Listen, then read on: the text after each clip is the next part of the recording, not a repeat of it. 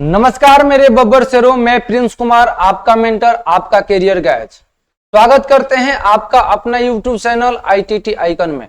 तो साथियों, सभी को गुड इवनिंग, राधे राधे। कैसे हैं आप सब? आशा करता हूं स्वस्थ होंगे, बिल्कुल मस्त होंगे और अपने रन के तैयारी के लिए रणनीति को तैयार कर रहे होंगे। तो साथियों, आज हम लोग अर्थशास्त्र यानी इकोनॉमिक्स का फर्स्ट लेसन अर्थव्यवस्था एवं इसके विकास के इतिहास का मोस्ट VVI MCQ क्वेश्चंस करने जा रहे हैं। तो आज का हम लोग का पहला क्वेश्चन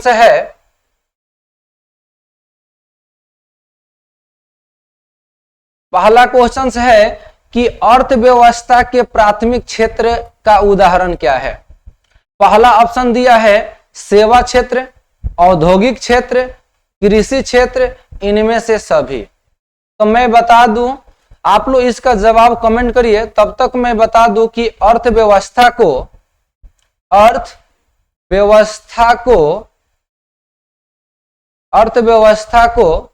3 क्षेत्रों में बांटा जाता है। पहला होता है प्राथमिक क्षेत्र, दूसरा होता है द्वितीयक क्षेत्र, तीसरा होता है तृतीयक क्षेत्र। अर्थव्यवस्था को 3 क्षेत्रों में बांटा जाता है, प्राथमिक क्षेत्र, द्वितीयक क्षेत्र और तृतीयक क्षेत्र। प्राथमिक क्षेत्र को कृषि क्षेत्र कहते हैं, द्वितीयक क्षेत्र को औद्योगिक क्षेत्र कहते हैं और तीसरा है तृतीयक क्षेत्र। तृतीयक क्षेत्र को सेवा क्षेत्र कहते हैं।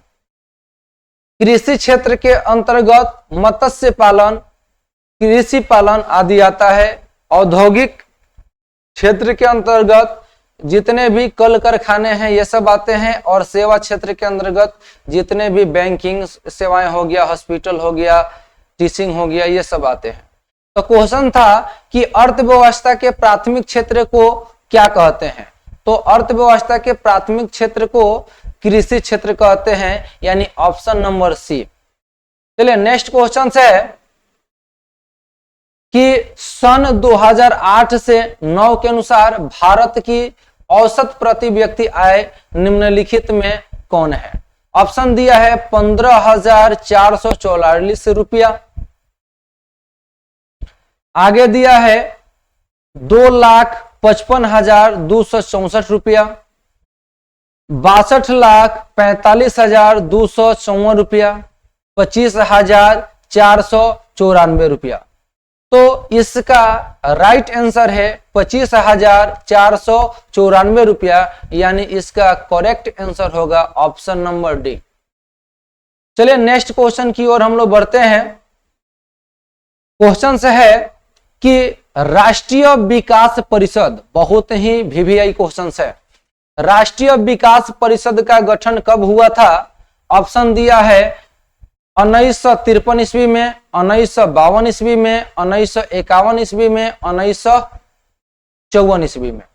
तो मैं बता दूं कि राष्ट्रीय विकास परिषद का गठन जो हुआ था 1952 ईस्वी में हुआ था, इसलिए इसका राइट आंसर होगा ऑप्शन नंबर बी। चलिए नेक्स्ट क्वेश्चन की ओर हम लोग आगे बढ़ते हैं। अगला क्वेश्चन है कि भारत में पंचवर्षीय योजना की शुरुआत कब हुई। ऑप्शन दिया है आपका 1950 में, 1953 में, 1952 में, 1951 में। तो मैं बता दूं कि पंचवर्षीय योजना जो होता है 5 वर्षों की होता है और इस भारत में पहली पंचवर्षीय योजना 1951 से 56 तक चला था, इसलिए इसका राइट आंसर होगा option number D 1951। Next question की ओर हम लोग आगे बढ़ते हैं और अगला क्वेश्चन है कि बिहार में किसकी प्राधान्यता है। क्वेश्चन है 5 नंबर की बिहार में किसकी प्राधान्यता है। दिया है ऑप्शन खनिज की, उद्योग की, मछली पालन की और कृषि की। जैसा कि हम लोग जानते हैं कि जो बिहार जो है एक कृषि प्रधान राज्य है, तो जाहिर सी बात है कि इसका करेक्ट आंसर होगा कृषि की। बिहार किसकी प्रधानता है, बिहार में किसकी प्रधानता है, तो कृषि की, यानी ऑप्शन नंबर डी होगा, ऑप्शन नंबर डी। चलिए अगला क्वेश्चन से दिया है कृषि किस क्षेत्र के अंतर्गत आता है। अभी कुछ देर पहले इसका मैंने आंसर बताया था। कृषि किस क्षेत्र के अंतर्गत आता है, ऑप्शन दिया है द्वितीय क्षेत्र, प्राथमिक क्षेत्र, तृतीय क्षेत्र, इनमें से सभी। आप लोग इसका राइट आंसर कमेंट करिए। क्वेश्चन है कि एक बार पुनः रिपीट कर रहा हूं, कृषि क्षेत्र किसके अंतर्गत आता है। तो मैंने अभी बताया था कि प्राथमिक क्षेत्र को कृषि क्षेत्र कहते हैं, द्वितीय क्षेत्र को औद्योगिक क्षेत्र कहते हैं और तृतीय क्षेत्र को सेवा क्षेत्र कहते हैं। इसलिए इसका राइट आंसर होगा प्राथमिक क्षेत्र, यानी ऑप्शन नंबर बी। चलिए नेक्स्ट क्वेश्चन की ओर आगे बढ़ते हैं और दिया है कि भारत में नीति आयोग का स्थापना कब हुआ। भारत में नीति आयोग का स्थापना कब हुआ। ऑप्शन दिया है 2018 में, 15 में, 14 में, 23 में। तो मैं बता दूं कि भारत में नीति आयोग का जो स्थापना हुआ था 1 जनवरी 2015 में हुआ था। तो कोई भी आपसे पूछेगा कि भारत में नीति आयोग का स्थापना कब हुआ था, 1 जनवरी 2015। इसलिए इसका राइट आंसर होगा ऑप्शन नंबर बी, 2015। चलिए नेक्स्ट क्वेश्चन की ओर आगे बढ़ते हैं और अगला क्वेश्चन है आपका कि आर्थिक विकास का गैर आर्थिक कारक कौन है। तो ऑप्शन दिया है सामाजिक संस्थाएं, प्राकृतिक संसाधन, तकनीकी विकास और मानव विकास। तो इसका राइट आंसर होगा सामाजिक संस्थाएं, ऑप्शन नंबर ए। चलिए नेक्स्ट क्वेश्चन की ओर हम लोग आगे बढ़ते हैं। भारत के पड़ोसी देश में किस देश का प्रति व्यक्ति आय अधिक है। ऑप्शन दिया है श्रीलंका का, नेपाल का, बांग्लादेश का, अफगानिस्तान का। तो इसका राइट आंसर होगा श्रीलंका, यानी ऑप्शन नंबर ए। चलिए नेक्स्ट क्वेश्चन की ओर हम लोग आगे बढ़ते हैं। अगला क्वेश्चन है कि भारत की आर्थिक व्यवस्था क्या है। तो मैं बता दूं कि आर्थिक व्यवस्था के आधार पर देश को 3 भागों में आर्थिक अर्थव्यवस्था को 3 भागों में बांटा जाता है। पूंजीवादी अर्थव्यवस्था, समझवादी अर्थव्यवस्था और अगला है मिश्रित अर्थव्यवस्था। तो पूंजीवादी अर्थव्यवस्था में क्या होता है, जिसमें केवल निजी व्यक्तियों का अधिकार होता है उसे पूंजीवादी अर्थव्यवस्था कहते हैं। जिसमें समाज या सरकार की अधिकार होता है उसे समाजवादी अर्थव्यवस्था कहते हैं। और जिसमें सरकार और निजी व्यक्ति दोनों का अधिकार होता है उसे मिश्रित अर्थव्यवस्था कहते हैं। और मिश्रित अर्थव्यवस्था भारत पाकिस्तान की है। तो इसलिए क्वेश्चन से दिया है कि भारत की अर्थव्यवस्था क्या है। तो ऑप्शन दिया है पूंजीवादी अर्थव्यवस्था, समाजवादी अर्थव्यवस्था, मिश्रित अर्थव्यवस्था, इनमें से कोई नहीं। तो इसलिए इसका राइट आंसर होगा ऑप्शन नंबर सी, मिश्रित अर्थव्यवस्था। अगर पूंजीवादी अर्थव्यवस्था की बात किया जाए तो अमेरिका वगैरह हो जाएगा। समाजवादी अर्थव्यवस्था का अगर बात किया जाए तो चीन हो जाएगा। चलिए नेक्स्ट क्वेश्चन की ओर हम लोग आगे बढ़ते हैं और अगला क्वेश्चन है कि भारत में योजना आयोग का गठन कब हुआ था। ऑप्शन दिया है 5 मार्च 1951, 15 सितंबर 1950, 15 मार्च 1950, 15 मार्च 1953। तो इसका सही आंसर होगा 15 मार्च 1950, यानी कि option number C, option number सी।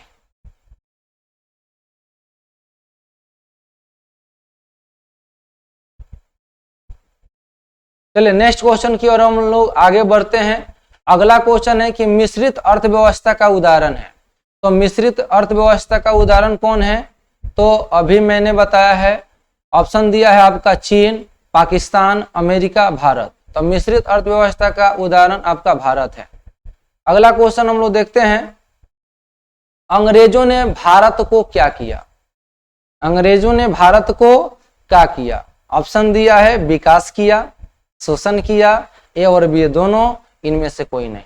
जैसा कि आप लोग सुने होंगे कि अंग्रेजों के बारे में कहा गया है कि वो जात थे लुटेरे, लुटने ही आए थे, भारत के संप्रदाय को चूसने ही आए थे। एक भाई को मिलाकर एक भाई से लड़ाया, बदले में धन दौलत राजपाट पाया, वो जात थे लुटेरे, लुटने ही आए थे।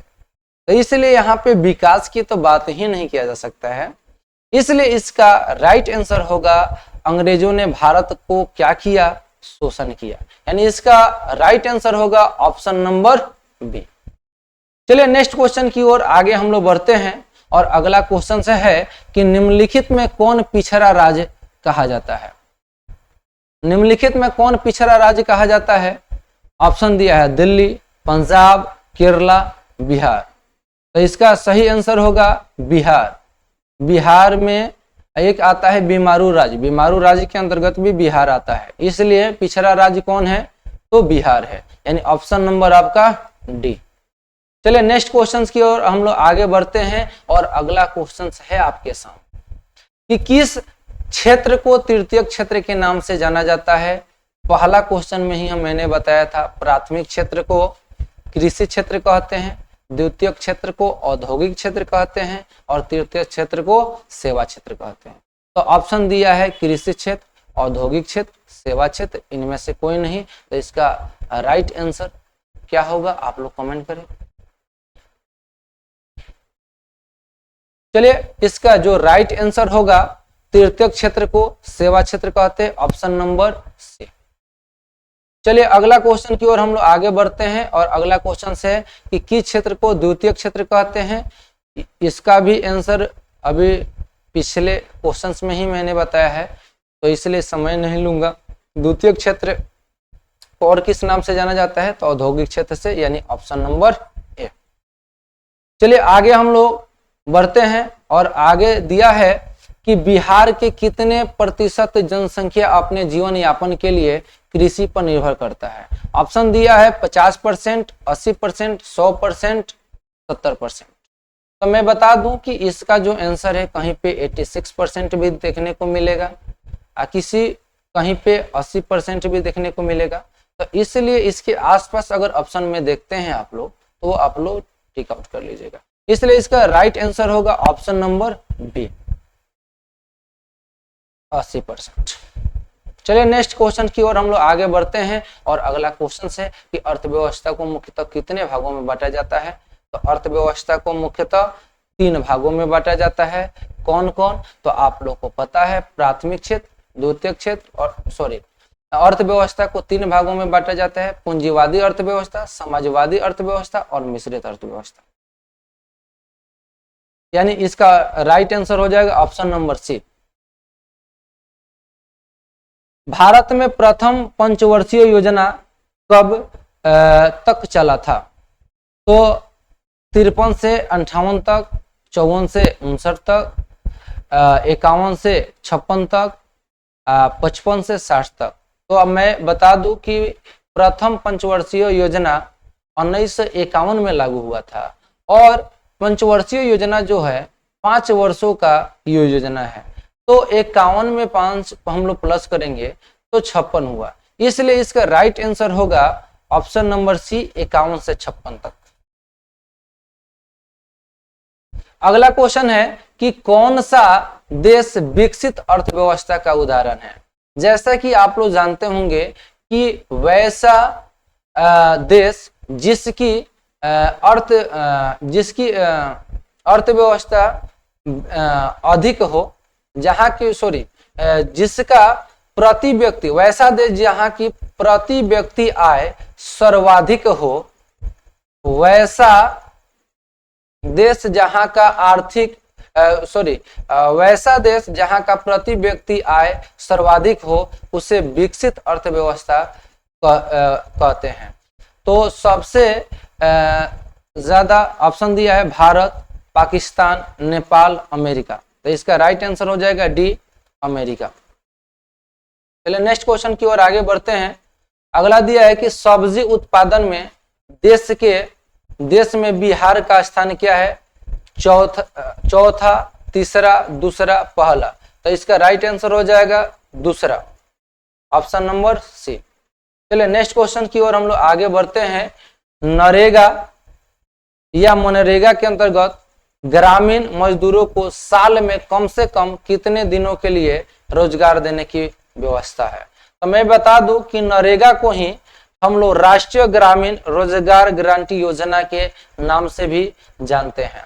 जो नरेगा जो है यह कम से कम एक साल में 100 दिन रोजगार देने की व्यवस्था है और इसके लिए सरकार द्वारा न्यूनतम मजदूरी दर भी तय की है। तो क्वेश्चन से दिया है कि नरेगा के अंतर्गत ग्रामीण मजदूरों को साल में कम से कम कितने दिनों के लिए रोजगार देने की व्यवस्था है? तो ऑप्शन आपका दिया है 50, 209, 150, 100। तो इसका राइट आंसर हो जाएगा 100 दिनों के लिए, यानी ऑप्शन नंबर डी। चलिए नेक्स्ट क्वेश्चन की ओर हम लोग आगे बढ़ते हैं और अगला क्वेश्चन है कि राष्ट्रीय विकास परिषद का गठन कब हुआ था? ऑप्शन है 6 सितंबर 1952, 6 अगस्त 1952, 6 मार्च 1952, अक्टूबर 1952।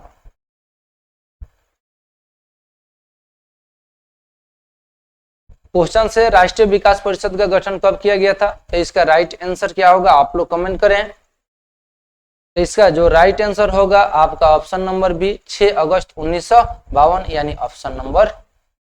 चलिए अगले क्वेश्चन की ओर हम लोग आगे बढ़ते हैं और अगला क्वेश्चन है कि जिस देश का आर्थिक आय अधिक हो वह देश क्या कहलाता है? अभी मैंने प्रीवियस क्वेश्चंस में बताया था कि जिस देश का आर्थिक आय सबसे अधिक है उसे विकसित देश कहा जाता है और जिस देश का प्रति व्यक्ति आय कम होता है उसे विकासशील देश कहा जाता है। तो जब भी विकसित देश का बात आए तो अमेरिका, जापान वगैरह का नाम आएगा और जब भी विकासशील देश का बात आए तो वहां पे भारत का नाम आएगा। तो ऑप्शन दिया है जिस देश का आर्थिक आय अधिक है वह देश क्या कहलाता है? तो विकसित, अविकसित, अर्धविकसित, इनमें से कोई नहीं। तो इसका राइट आंसर होगा ऑप्शन ए, विकसित।